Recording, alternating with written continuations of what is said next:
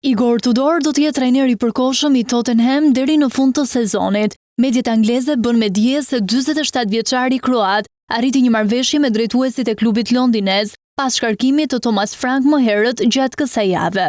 Spursat aktualisht ndodhen vetëm 5 pikë mbi zonën e rënjes nga kategoria në Premier League, çka ka shtyrë drejtuesit të veprojnë shpejt për të stabilizuar skuadrën. Klubi kërkonte një zgjidhje të menjëhershme në mënyrë që trajneri i ri të ishte në krye të ekipit të hënën kur i nis edhe stërvitja.